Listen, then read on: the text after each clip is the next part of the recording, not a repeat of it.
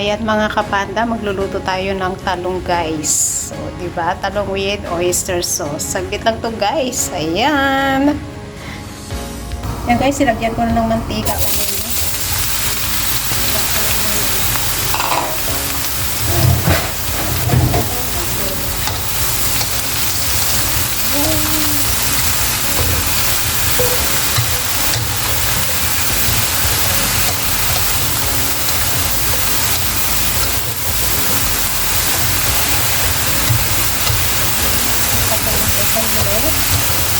Tapos, i-set aside ko din mamaya.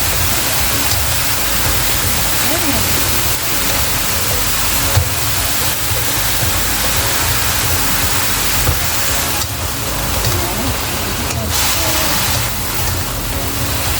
May nagpe-premiere pa si Mama Bear at saka si Sisi Merly ba yun? Basta yung dalawa sila.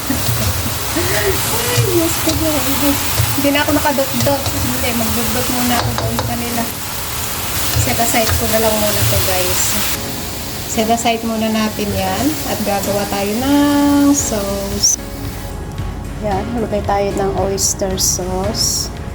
Then, kapag, ay, sesame oil.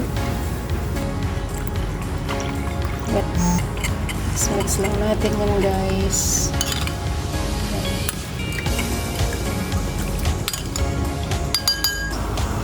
Tika. Ayan, mainit na yan. Kanina pa po. Umagadali na talaga ako guys. Kasi mag-a-alas na. Ayan. Tapos na yung nag-premiere.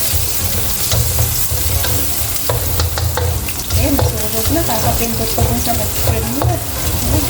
Hindi na ako nakadugdog kay Kwan. Dun sa isa, si Merlin naglinag. Whiteboard na guys. Ay, nakulord ako. Tapos, yan.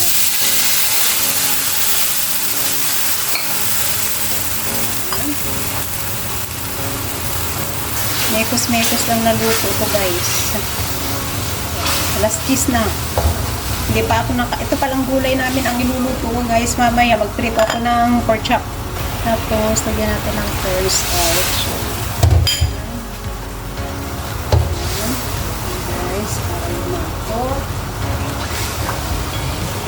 Malapot-lapot na. Ilagay na natin yung talong. Oh. Ayan.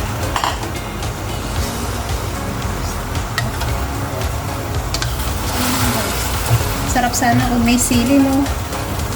So, hindi naman sila kumakain ng may sili.